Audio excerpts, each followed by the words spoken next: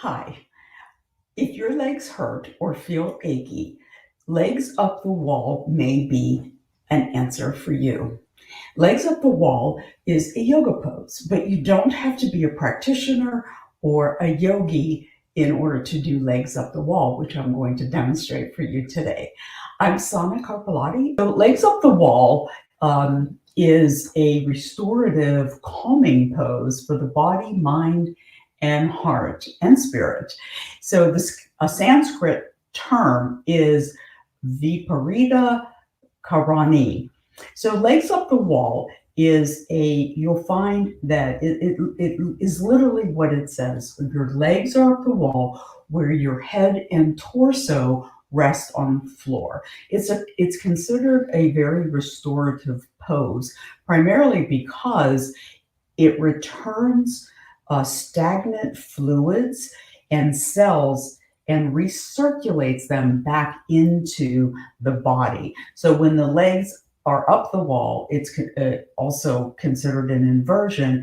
There's a reverse action that is happening in the body that allows the organs and systems to be renourished, particularly the intestinal tract, as well as calming the heart. So the benefits of legs up the wall are several. You can reduce anxiety and stress fairly quickly, ease menstrual cramps, stretch your hamstrings and your glutes, as well as ease achy legs, especially if you've been on your feet all day.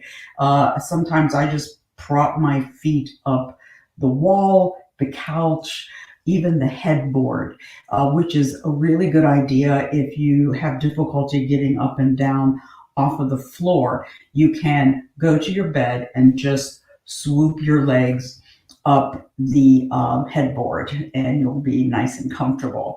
So it also helps to recirculate fluids. So I'm going to demonstrate legs up the wall and a few other supportive ways to help your body. Now, you can see that I'm in casual clothes, so you don't need yoga pants or any specialized equipment. I also have my mat on the floor, but if you are lying on carpet, your mattress, that's perfectly fine. But if you are on hardwood floor like I am, you can use a yoga mat or a towel or a light blanket.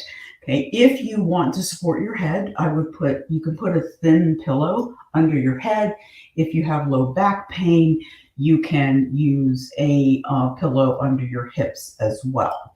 Okay, so I'm going to demonstrate a few things about legs up the wall. Now, keep in mind, you can stay in this pose for 3 minutes, 5 minutes, up to 20 minutes, or even 30. There have been some studies done about those who stayed in it and did legs up the wall every day, and they actually had accumulated benefits of some of the things that I mentioned before, with improved circulation in the legs. Okay, so I'm going to scoot my left side up to the wall here.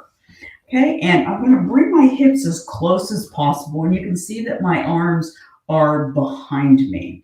So I'm going to begin to move my torso, my head and arms to the floor, okay, and lay myself down here. And my legs and feet are going to be straight up the wall. Okay, so this is the basic position, but you can see my hips are a little bit away from the wall, so I'm going to just scoot myself up. Now, if that's not comfortable for you, begin where you are and work up to having your hips against the wall. So you do want to have, as much as possible, your hips, knees, ankles, and feet in alignment as your legs are moving up the wall, so that they aren't twisted or out of alignment.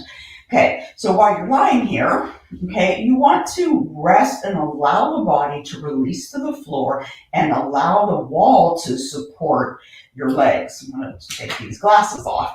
Okay, so while you're lying here, okay, you can place your hands on your abdomen and just take some long, slow breaths in and imagine those fluids and cells kind of reversing flow and nourishing the torso as well as creating ease in the legs. Okay, so I'm just going to take a couple of breaths here. I'll take 2 breaths. And of course, as I said, you can stay in this pose for up to 20, 25 minutes, 30. Okay, so I'm just going to breathe in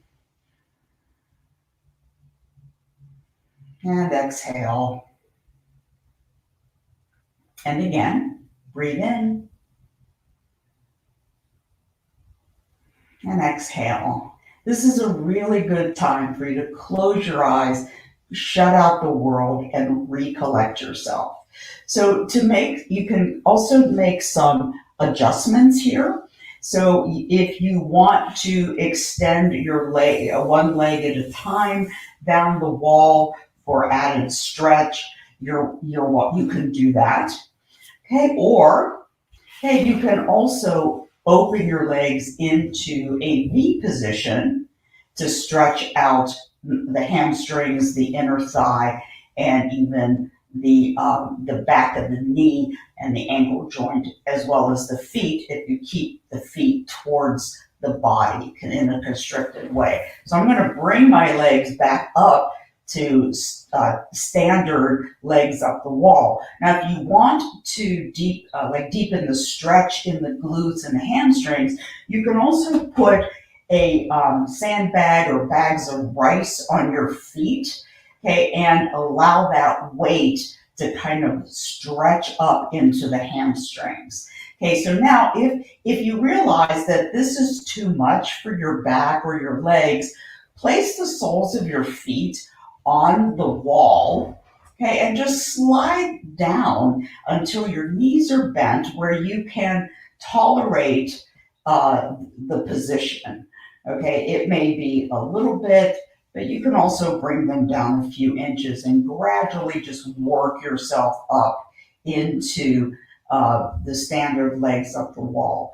Doing legs up the wall at least a couple times a week, or when you notice that your legs are tired, or they're feeling a little numb, or that you have swelling, it's enormously beneficial. Okay, so that's it. So now I'm going to show you how to get out of the pose. So we're actually just going to go in reverse. So I'm going to bend my knees, place my feet against the wall, and roll over to one side, and just take a breath or two here before you get up so that you don't get lightheaded or anything. So let's just imagine I've already done that. So I'm going to push myself up. Okay, and come to seated, and you may decide that you need to sit for a moment before you return to your day. So thank you so much. Let me know. Make any comments below. I look forward to hearing from you. And follow me on not Facebook, but YouTube. I'm Sana Carpalati, sanacarpalati.com.